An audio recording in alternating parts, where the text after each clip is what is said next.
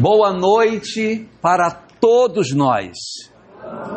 Sejamos todos muito bem-vindos ao Centro Espírita Bezerra de Menezes de Porto Velho. É muito bom estar aqui hoje. Boa noite, Azambuja. Como é que estão as coisas? Como está Porto Alegre, meu filho? Ótimo. O nosso planeta, a nossa sociedade, é definida dentro da doutrina espírita como uma sociedade, um planeta, chamado de provas e expiações. Isso significa dizer que os espíritos que aqui se reúnem são espíritos com muitas dificuldades no campo emocional. Segundo a literatura espírita, capítulo 3 do livro O Evangelho segundo o Espiritismo, quando Allan Kardec define as características dos mundos de provas e expiações, Silvio, ele fala para nós que os espíritos que habitam esse planeta são espíritos muito inteligentes. Isso é fácil, isso é fato. Somos muito inteligentes, mas ao mesmo tempo nós somos moralmente atrasados. Então somos inteligentes, mas em termos de moral temos um atraso enorme. E por conta desse nosso atraso moral, nós fazemos sociedades muito perversas, sociedades cruéis, com muitas desigualdades, com muitos dramas sociais que são movidos por nós próprios. Somos nós mesmos que fazemos esta sociedade tão cheia de dores, fruto da nossa própria maneira de viver. Esses espíritos são moralmente atrasados. E por que isso acontece? Porque eles são descrentes. Nossa sociedade tem um desinteresse muito grande das coisas espirituais. Nós somos muito ligados às coisas materiais, sabe? Então, as questões espirituais, elas acabam ficando para segundo plano. A gente tem muito interesse nas coisas da matéria, o que diz respeito aos aspectos físicos, são muito buscados por nós. Nós temos um fascínio pelas coisas materiais. E essa mesma literatura, o capítulo 3 do Evangelho segundo o Espiritismo, além de falar que nós somos descrentes, fazemos uma sociedade com esse perfil, nós também temos como consequência de todo esse processo uma resistência à mudança muito grande, que Kardec diz que nós somos espíritos endurecidos, ou seja, a gente vê, mas não se comove. Realmente é verdade, mas continua fazendo. Eu vou dar só um exemplo. A gente diz, é um absurdo você se alimentar comendo o animal, né? Corta a cabeça da galinha e depena a pobrezinha e frita e come e acha gostoso. Mata o boi e tal. É horrível, mas continua fazendo. Então a gente sabe, mas faz. É um negócio meio maluco da nossa parte. Então, esse perfil nosso faz com que nós tenhamos como característica fundamental de todos esses processos uma prevalência da vida material sobre a vida espiritual. Para nós, tudo é muito difícil, então a gente sofre muito. As experiências da vida nos doem muito. Por quê? Porque nós temos muito uma leitura material. Nós temos dificuldade para lidar com aquilo que a vida nos traz como experiências. E como é um mundo de provas e expiações, obrigatoriamente a gente precisa lidar com experiências para crescer. Não tem jeito. Nós precisamos experimentar determinadas coisas para desenvolver sentimentos, para que a gente aprenda com aquilo que a vida nos diz não. Se você quiser estragar uma pessoa, dê a ela tudo que ela pedir. Você estraga a pessoa. Então, para que nós nos desenvolvamos como espíritos, a gente precisa ouvir não para que a gente desenvolva determinadas potencialidades que nós precisamos ter. E entre Direne Prado, entre as diversas experiências que a vida pode nos trazer durante a existência física, os Espíritos nos alertam no livro Religião dos Espíritos, numa página magnífica chamada Ante os que Partiram. Ali Emmanuel nos diz que a mais dolorosa experiência que a criatura humana pode passar durante a existência física é a experiência do luto. A experiência do afastamento da pessoa que você ama e a sensação de que você perdeu esta pessoa é uma sensação muito difícil, muito complicado. Você voltar para casa sem a companhia da pessoa que você tinha, aquela pessoa que foi tão ativa do seu lado, de repente, não está mais. Lidar com isso é uma experiência muito complicada. E nesse sentido, alguns companheiros que estudam esse fenômeno do chamado luto, dizem que existem 7 experiências de luto, que são os chamados lutos não permitidos. A nossa sociedade materialista, problemática, endurecida, distante de Deus, tem 7 lutos que são difíceis, porque nós não permitimos que essas pessoas entrem em luto. Então é difícil porque, além de já ser a dor do luto, soma-se a dor do luto, esse comportamento da nossa sociedade que não permite que você tenha luto daquilo que você está enlutado. Eu confundi vocês? Que eu até me confundi do que eu falei. Mas vocês entenderam? Você entra num luto, mas a própria sociedade não permite que você experimente o luto que você... Então você tem que sufocar o luto dentro de você. Se vocês quiserem, eu falo. Senão eu pulo, não falo dos 7 lutos. Que não pode. Vocês querem ouvir? Se não quiserem, eu salto eles. Vocês querem? Eu imaginei, que o homem é muito curioso. Imaginei. Vamos lá.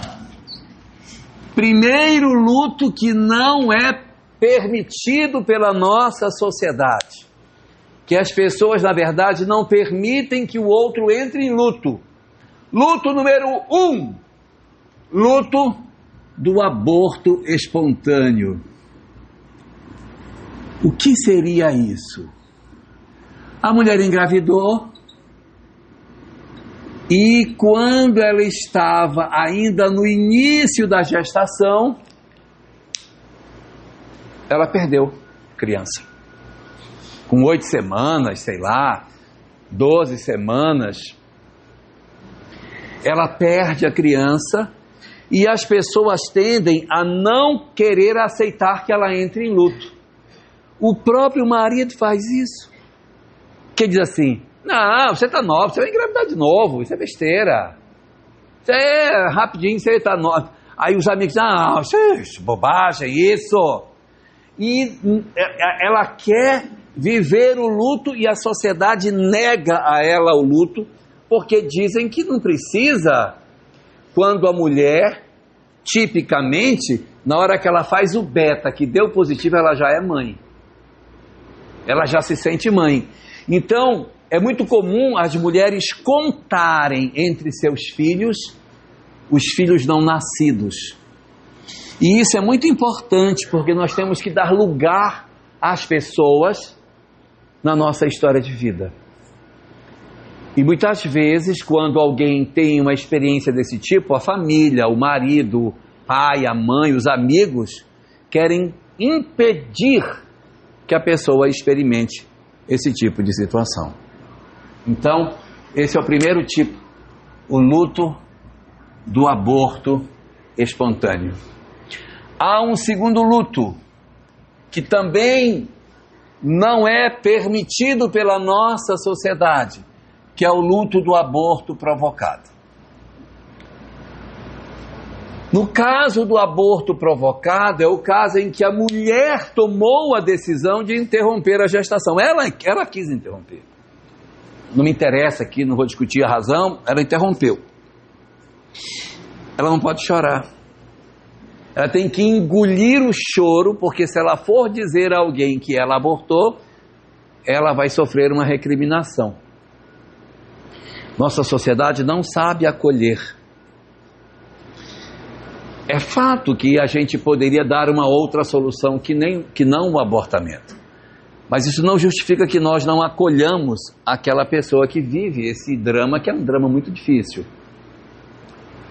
Então, muitas vezes, nós partimos para uma ação de condenação, de crítica, e a gente não acolhe.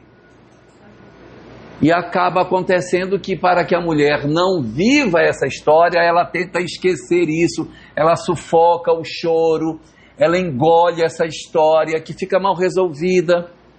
E muitas vezes lá na frente, isso eclode na forma de uma depressão, na forma de uma apatia, fruto de uma história que ficou mal resolvida lá da adolescência, da juventude, e agora a gente está tendo dificuldade de caminhar em função dessa história. Então isso tudo são experiências que a gente precisa atentar. Luto número 3, que também é um luto que a sociedade não permite. É o luto do amor proibido. O sujeito desencarnou e no velório a secretária está chorando mais do que a esposa. Disse, nossa, como ela gostava do chefe dela, hein?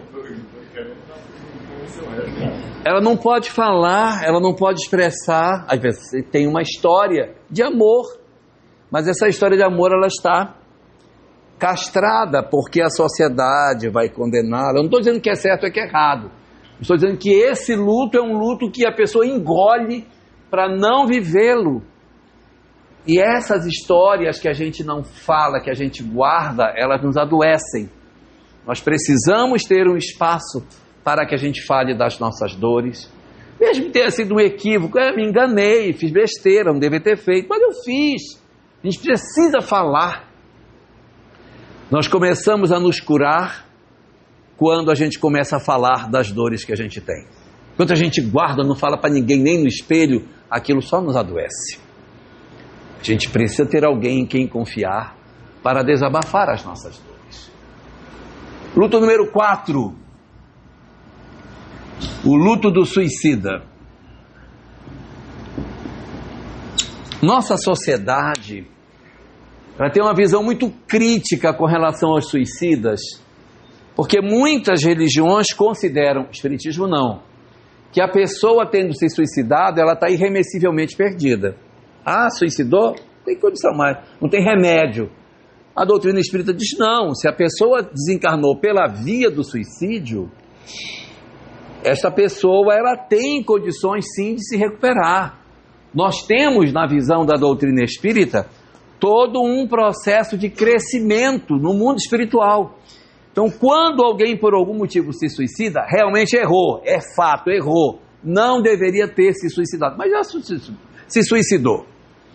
Passa por um período não pequeno em que esse espírito precisa de determinadas experiências para aprender a se desenvolver, e depois desse período que ele passa, essa pessoa tem a possibilidade de se desembaraçar disso e retomar a sua história, uma nova encarnação, a retomada do seu processo de desenvolvimento, crescimento de todos nós e a possibilidade, como qualquer outro de nós, de alcançar o nosso destino, que é a felicidade. Ele pode atrasar a marcha, né? Porque como ele se suicida, ele pode dar uma atrasada, mas ele pode recuperar isso, pode. E o destino de todos nós será a felicidade. Só que quando ele se suicida, ele se atrapalha. E o que é mais grave, a causa que levou ao suicídio vai voltar. O sujeito se suicidou porque ele faliu, não suportou a falência. Vai reencarnar, vai falir de novo, para ver se agora passa. Fulano se suicidou porque ficou doente, não suportou a doença e se matou. Vai reencarnar, aquela mesma doença ou parecida vai acontecer e ele vai ter que vencer. Em síntese, não adianta se matar porque a prova vai voltar. Melhor passar de uma vez. Remédio amargo, a gente toma uma vez só. Então o luto do suicida é um outro luto que a sociedade não permite e a família esconde. Quando você pergunta, ele faleceu de quê? Foi um acidente, ele caiu, teve infarto. Na verdade não é. Houve uma história de suicídio e a família, para não revelar, ela cobre. Porque se ela disser que houve um suicídio, as pessoas poderão dizer, mas isso daí está errado. Então, exatamente por isso, este luto é um luto muito criticado e, portanto, nós temos muita dificuldade de lidar com essa questão. É o luto do suicida. Luto número 5. Luto número 5 é o luto do idoso. Pessoas dizem assim, nossa, eu perdi meu avô. Foi mesmo, que idade que estava? 95. Estava na hora, né? Estava na hora já, né? Estava cansadinho. Não pergunte se a pessoa gosta do avô, porque eu gosto do meu avô, eu gosto da minha avó e me dói imaginar que a minha avó vai partir. Cadê o Pedro? Às vezes o cara vai partir com 73 anos, né? E foi até embora. Tu tá com quanto, Jorjão? O cara vai partir com 68, por exemplo, né? E aí tá velhinho, mas os netos ainda querem ficar perto. Então, às vezes, a gente é insensível, porque o Jorjão pode estar para desencarnar já, na beira. Está na beira e as pessoas estão, não, foi bom. Estava sofrendo. Então, isso é uma questão que a gente precisa considerar para permitir que a família tenha o direito de ter luto. Porque a pessoa não tem direito nem de chorar seu morto, porque ele é velho, porque ele é idoso. Como assim? As pessoas têm o direito, então são lutos não permitidos. Para quem se perdeu, o primeiro é o aborto espontâneo, o segundo, o aborto provocado. O terceiro, o amor proibido. O quarto é o suicida. O quinto, Cidinha Mota. O quinto é o idoso. Número 6. Causa número 6. Para o suicídio não permitido. Esse aqui é o luto do pet. A pessoa tem um cachorro e aí o cachorro desencarna. E a pessoa fica triste. E o marido, claro, solícito, preocupado, assim, amanhã eu compro outro para você. Como se cachorro fosse tudo igual. Mas não é. Ela tinha um gato siamês, que dormia no pé. Aí o gato, desencarna. Ou desengata, sei lá. Aí o gato morre. Aí o marido disse, amanhã eu vou e compro outro gato para você. Igualzinho, siamês também. Isso é um desrespeito para quem vive o luto. Porque não está se respeitando a possibilidade de que a pessoa sinta a ausência do seu animal de estimação. Falei de você, Pedro. Mas foi bem, falei bem. Falei da sua libertação, sua desencarnação. Né? Tá próximo. Número 7. O último dos lutos não permitidos. É quem? O luto do espírita. É o luto do espírita. O luto do espírita, por quê? Porque a sociedade tem dificuldade de aceitar que o espírita tenha luto, não quer deixar. Não, mas você sabe que está vivo, não vai chorar. Porque se você chorar, você vai piorar a situação dele lá. Então, engole o choro. E ache graça, fique feliz. Gente, como é isso? Isso é uma falta de respeito com a condição que nós temos. As pessoas têm que ter o direito de chorar as suas dores. Nós temos que aceitar que nós somos criaturas que precisamos de algumas experiências para o amadurecimento de cada um de nós. Então, os indivíduos têm que ter o direito de sentir suas tristezas. Livro dos Espíritos, questão 936, Allan Kardec aborda sobre o fato de nós termos pessoas do lado de lá, e como é que eles sentem a nossa saudade do lado de cá. E nessa questão os Espíritos dizem que os Espíritos se agradam de serem lembrados, que eles se alegram quando são lembrados, é sinal que são queridos, que isso é bom. Inclusive que a saudade que se possa ter é bom, é um sinal de amor. O que não se deve ter é desespero, é o que está na resposta. Agora, se você se desespera, aí eles se incomodam. Não é que diretamente, olha, quando você se desespera, ele sofre. A coisa não é bem assim, porque eu me desesperei e ele sofreu. É porque como eu me desespero, ele se angustia de ver você sofrendo. Você preocupa eles, porque ele quer diminuir o sofrimento. Não é que você diga assim, olha, não chora, que quando você chora, ele sofre. Não é uma corrente que faz o outro sofrer, não. É porque o sentimento de saudade produz nele uma preocupação, porque ele quer diminuir essa tristeza, ele quer diminuir, e aí ele sofre pela preocupação de tentar resolver uma coisa que muitas vezes ele tem dificuldade de resolver. É por isso que a gente deve evitar, não a saudade, mas o doloroso fenômeno através do qual, e a gente entende, nós ficamos profundamente abatidos em função do luto, e por esta razão, nós acabamos caindo num quadro de muita dor.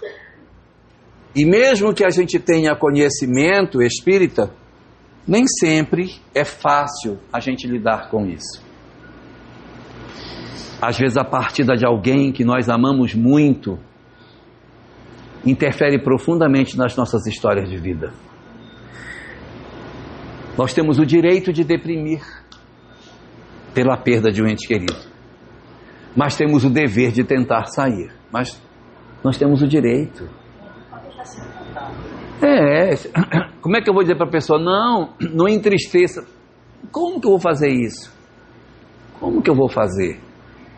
Por isso, existe um grupo de especialistas que cuida especificamente dessas questões do luto.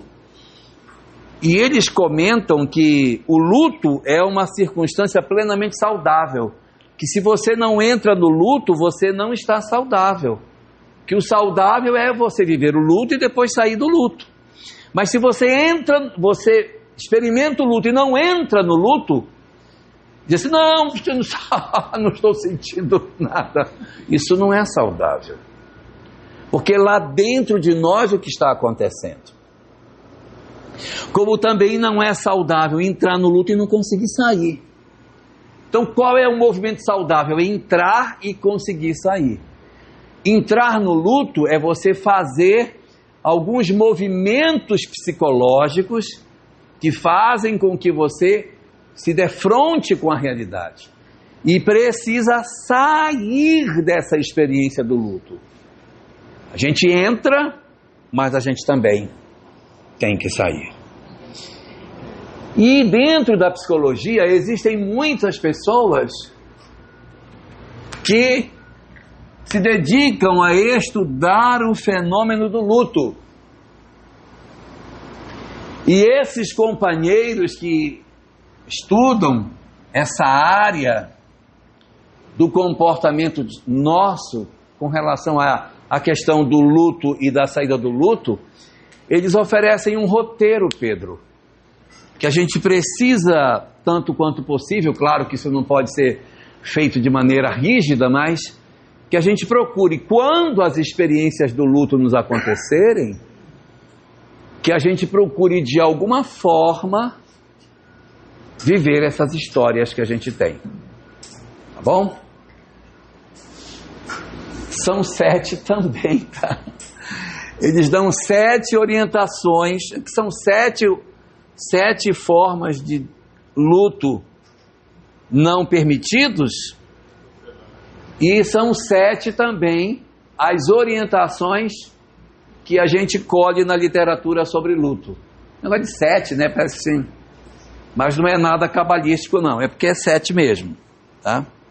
Porque tem um monte de coisa que é 7, aí o pessoal começa a achar que tem alguma coisa a ver com isso, mas não é não. Ok? Vamos lá. Primeira coisa que você precisa fazer para que você consiga efetivamente viver o chamado luto saudável. Primeira delas é despedir-se da pessoa. O que os psicólogos chamam de despedir-se?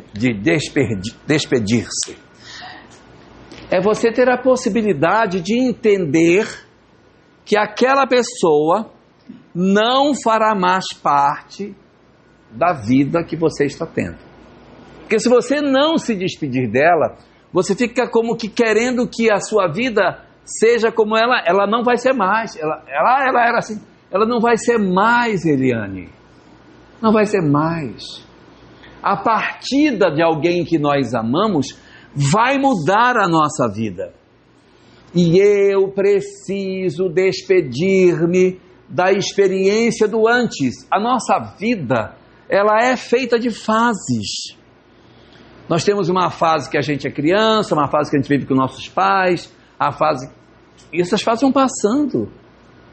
A gente vai ver uma fase na qual nós estaremos ao lado do nosso companheiro e haverá um momento em que, muito provavelmente, nós teremos que viver sozinhos uma parte da existência. Oi? É a aceitação.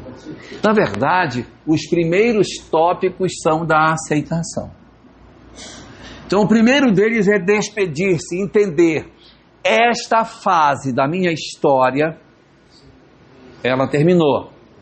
Mas o fato de ter terminado uma fase não significa que a vida terminou. Significa que a fase que eu estava vivendo, ela não existirá mais. Então a gente precisa, logo quando essa notícia chega, é meio difícil fazer isso, porque a gente está muito perturbado. A morte, sepultamento, gente, é uma confusão na cabeça da gente, é uma agonia e a gente não consegue resolver, a mente da gente fica muito paralisada, nós perdemos a noção do tempo. Eu vivi uma experiência muito interessante quando meu filho faleceu. Eu perdi a noção do tempo, não sabia mais se era a segunda, se era a terça, se era a quarta. Eu fiquei tanto tempo no hospital que eu não sabia mais que dia que era. E quando ele faleceu, eu não tinha mais noção das coisas. Eu estava tanto tempo lá dentro que eu esqueci. E aí eu liguei para o meu chefe, falei para ele o que tinha acontecido. Ele disse: você tem que ter calma e agora você tem que ir na funerária para resolver o que tem que resolver. Eu disse: não, eu vou lá, vou resolver. Aí eu abri a porta do hospital. Eu sofri um impacto quando eu abri a porta do hospital. Porque quando eu abri a porta do hospital, que era aqui no IME, aqui pertinho da 7, bem aqui. Quando eu saí do hospital, que eu olhei, as lojas estavam abertas, os ônibus estavam funcionando, as pessoas estavam indo para o trabalho, ou seja, a vida estava acontecendo. Era só a minha história que estava diferente, mas o resto estava tudo normal, porque a sensação que eu tinha é que estava tudo paralisado, que eu sei que não é, porque eu não sou maluco, mas é um impacto que você sente. Você abre a porta e diz, gente, aqui fora está tudo normal. É tão esquisito isso, é tão esquisito. Então, nesse primeiro momento, realmente a gente fica meio atrapalhado, é difícil.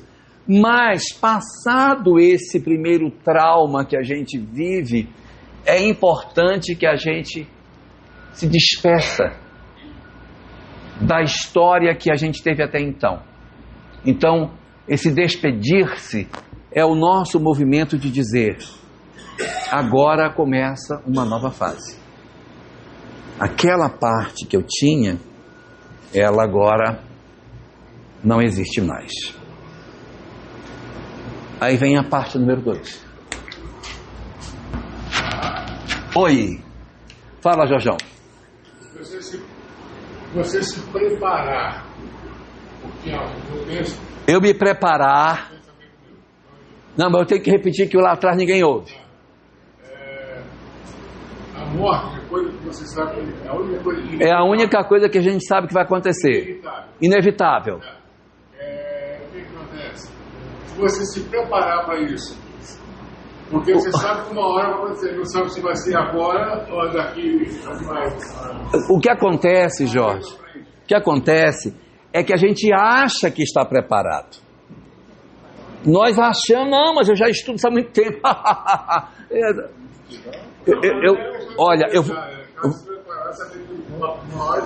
Eu vou contar uma história que não tem nada a ver com isso. Nada a ver, mas eu vou contar.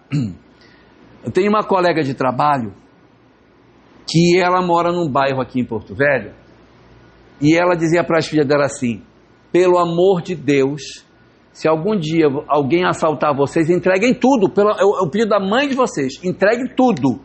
O cara abordou, entrega a bolsa, entrega tudo que ele quiser, num celular, relógio, tudo. Não reajam porque eu quero vocês, não importa o que leve. E ela repetia isso sempre para as filhas. Um dia, o ladrão abordou ela. Ela deu uma surra de bolsa nesse rapaz. Ele não levou nada dela, porque ele enlouqueceu quando ela surtou quando ele disse que ia assaltá-la e ela agrediu ele, bateu e fugiu. A gente pensa que está preparado, a gente pensa, mas é só vivendo a experiência para você sentir. É só vivendo. E as circunstâncias da desencarnação, elas são tão diferentes entre si, que por mais que você diga, não, eu estou preparado, não está. Quando aquela experiência vem, que é real, aí você, nossa, muitas vezes tem dificuldade. Às vezes a gente consegue tirar de letra.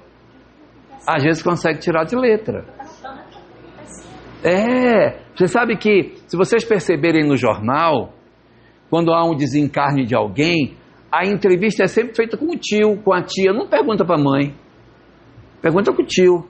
Por quê? Porque a mãe não tem condição de dar entrevista. Como é que ela vai dar entrevista, gente? Mas o tio é da família, só que não é filho dele, entendeu? Ele tem mais condição. É uma coisa muito singular.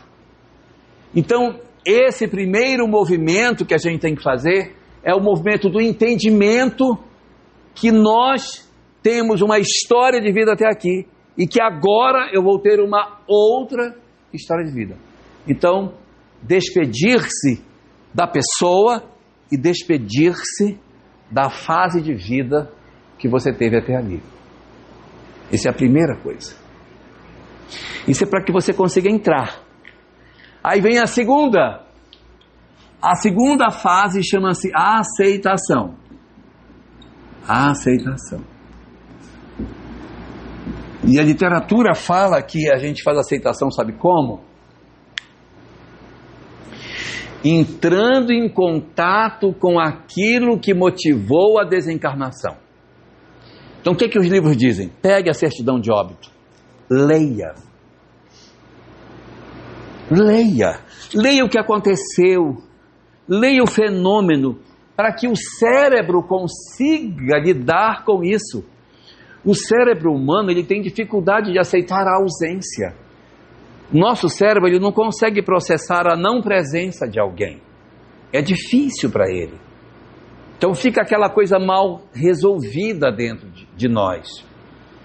Daí que se você tem a possibilidade de acessar uma certidão de óbito, ter a possibilidade de conversar sobre isso e aproximar-se da história. Porque tem muitas pessoas assim, olha, isso aqui é um assunto que ninguém toca, bota uma pedra em cima e esse assunto está encerrado. Não está. Assunto que você põe pedra em cima não resolve, a gente só resolve quando a gente quebra a pedra. Nós temos que levantar essa pedra para ver o que tem embaixo. Senão a gente vai ficar todo cheio de doenças, que a gente não quer tratar o que tem. Aí vai adoecendo, porque, não, eu tive uma história, não quero tocar, bota uma pedra. Agora tem uma outra, não quero tocar, bota uma pedra. Vai botando pedra em cima de tudo, daqui a pouco você está com a vida toda cheia de pedregulhos. O ideal é que a gente faça esse processo de se aproximar das coisas, porque uma hora ou outra a gente vai ter que superar.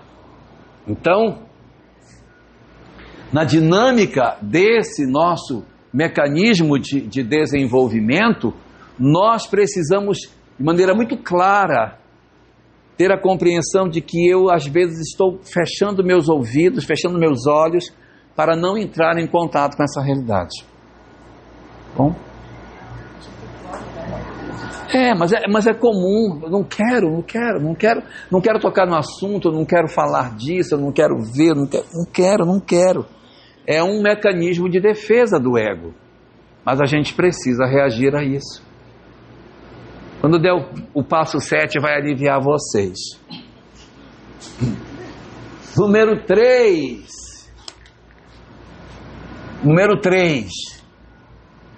Não fazer um movimento infeliz, que é querer não tocar no assunto e não falar sobre essa pessoa. Algumas pessoas, como uma forma de se proteger da história do luto, não querem falar. Não quer falar da pessoa. Não toca, não quero lembrar, não quero falar, não quero... eu quero esquecer tudo isso. Então quer tratar como se nada tivesse acontecido, como se a pessoa também não fosse mais citada para ficar mais fácil. Esse tipo de solução não nos ajuda na cura do processo do luto. Porque se a gente não curar, ele pode se tornar um luto patológico. O que é um luto patológico? É um luto que figurou doença. Porque entrar no luto é saudável, é sinal de saúde. Mas tem que sair do luto. Se eu entrar e não sair, o luto vira patológico. Você tem 10, 15, 20 anos e nunca mais recuperou. Não se recuperou mais. Coagulou a vida e ficou naquela posição que estava. Então não é nós não esquecermos o outro. É tratar com naturalidade a ocorrência que se deu. Número 4. Reconhecer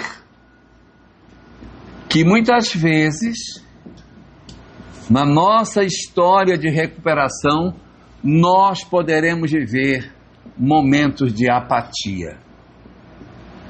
O fenômeno da recuperação do luto, ele não é uma linha reta, como a gente muitas vezes acha que seja. Que assim, não, a pessoa estava aqui, aí ela vai melhorando do luto assim. Não é uma rampa, não funciona assim. A gente melhora, aí piora. Depois a gente melhora de novo. A gente piora, às vezes, por uma causa justificável. Natal, aí isso é difícil. Natal, dia do aniversário, dia das mães, dia dos pais, ano novo. É difícil, gente, é doído, ó. É doído. Essas datas, elas costumam ser datas muito significativas. Muito significativas. E tem também as pioras sem data justificável. Simplesmente a pessoa piora. Ela estava bem ontem, hoje ela está ruim. Então não é estranho que você tenha uma pessoa, você não vai querer, não, você estava melhor ontem, você vai ter que melhorar, está melhor hoje. Melhorando sempre. Não é. A gente oscila, porque acontece um gatilho, uma coisa, eu nesse dia acordei mais triste, e esse processo ele vai acontecendo. Ele vai se dando. É natural desse fenômeno de cura que a gente vai passando por isso bem devagarinho. Eu posso dizer para vocês que é uma experiência amarga, mas cura. Demora, viu? Demora. Sami, a minha esposa, chorou 1 ano e 10 meses. 1 ano e 10 meses. Eu pensei que ela nunca mais fosse voltar. Eu dormia, acordava de madrugada, estava sentado na cama chorando. Sami, eu dormo, não consigo dormir. Não consegue dormir. Aí, deita, dorme, não consigo. 1 ano e 10 meses nessa condição. A gente conversava, ela falava, só vou fazer supermercado, ela falava, não, vou no mercado, a lágrima descendo assim. Ela conversando e a lágrima descendo, o tempo todo. Andava com lenço, trabalhava com lenço na mão. Muito difícil. Mas isso cura. Com o tempo, esse processo vai devagarinho cicatrizando, vai e cicatriza. E como toda doença que cicatriza, toda ferida que cicatriza, fica uma cicatriz. Nós nunca mais seremos a mesma pessoa. Nós teremos uma história diferente a partir daí. Então, nós na verdade não podemos pensar que a vida seja dessa forma. Então, se acontecer um momento de apatia, não se desespere, isso faz parte. É assim mesmo. A gente está bem, aí piora.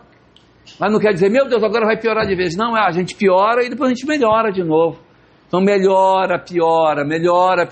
E essa balança, ela vai oscilando cada vez menos. As oscilações de pior e melhor, elas tendem a ficar menos agudas. E a gente vai devagarinho acomodando em nós essas experiências, Márcia Masioli. A gente vai ajeitando isso muito devagar. Mas dá para ajeitar, sabe? No curso dos anos, as coisas vão se ajeitando, vão se organizando. Então não ache estranho se a pessoa viver um momento desse tipo. Acordou, não quis sair da cama. Acordou e não está querendo trabalhar.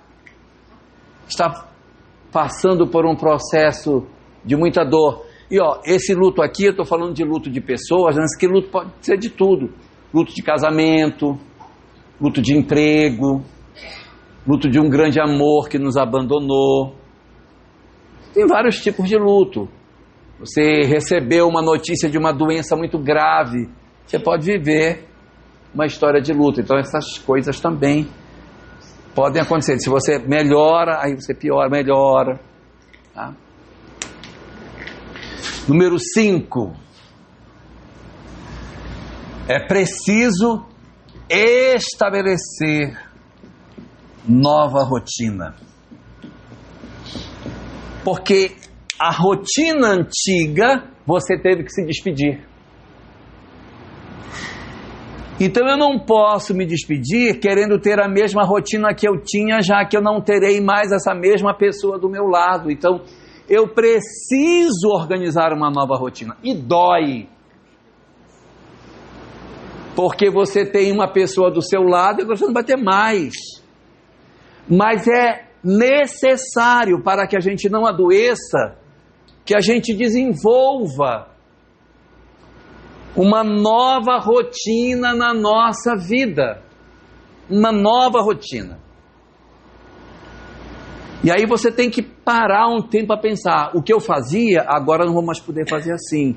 De manhã cedo eu acordava e fazia isso. Agora não vai ter mais, porque ele não vai fazer ou ela não vai fazer. Ele não vai estar aqui ou ela não vai estar aqui. Então isso é muito importante, que a gente esteja aberto para uma mudança das nossas histórias, senão a gente vai ficar congelado. Você precisa fazer uma nova rotina. considerando que a pessoa que você queria que tivesse ao lado não vai estar. Aceite que isso é assim, ou seja, você se despede, aceita que é, não precisa esquecer a pessoa, e você vai ter momentos de apatia, mas tem que fazer uma nova rotina, tem que criar uma nova rotina. Se uma nova rotina física, digamos assim, uma nova rotina das coisas como elas vão acontecer em casa. E o número 6, que os especialistas dizem, é que você tem que ter também uma nova rotina psicológica. O que é uma nova rotina psicológica? É você não ficar dependente do afeto que não vai ter mais. É você se compensar afetivamente com outras histórias. Então eu crio uma nova rotina, faço uma nova coisa. Existem muitas mães que quando os filhos desencarnam, elas tomam um propósito, criam uma fundação, fazem um trabalho ligado à causa da morte do filho. Tem vários artistas que desencarnaram suas mães, abriram ONGs com esse objetivo, isso é muito comum. E isso tudo é saudável, porque é uma maneira de você homenagear a pessoa, representá-la e não ficar coagulado nesse processo, sabe? A gente precisa reencontrar uma rotina, redescobrir novos sentidos, considerando que aquela pessoa não estará mais conosco nas nossas vidas. E o número 7, que é o último, é o mais importante. Deveria ser o primeiro, mas é o último. Respeite o seu tempo. Não existe tempo para isso. Assim, olha, com 3 meses você tem que fazer isso. Com 4 isso. Não. Respeite o seu próprio tempo. Não se afobe nas coisas, mas permita com que você caminhe. Não há um tempo que a gente possa dizer, olha, a partir daqui você está doente. Mas a gente tem que estar atento para que a gente não se permita adoecer. A gente tem que fazer alguma coisa nesse sentido. A vida, ela é assim mesmo. A gente vai encontrar as pessoas, elas vão nos trazer experiências e num certo momento a gente vai deixar de conviver com elas. Ou porque nós desencarnamos ou porque elas desencarnam. Mas a gente não viverá na vida terrena eternamente, uma hora a gente vai ter que deixar. E a compreensão da imortalidade é o grande trunfo que a gente tem para entender tudo isso. E a mensagem espírita, ela vai muito além das discussões que a filosofia, que a psicologia nos traz, porque a psicologia não consegue falar muito da vida após a morte, ela não consegue avançar para o lado de lá. E o Espiritismo vem nos dizer que, além de todas essas coisas, a imortalidade da alma é um fato, que isso existe, e que nós, evidentemente, pela compreensão que temos, passamos a ter uma leitura muito mais transcendente do propósito da vida.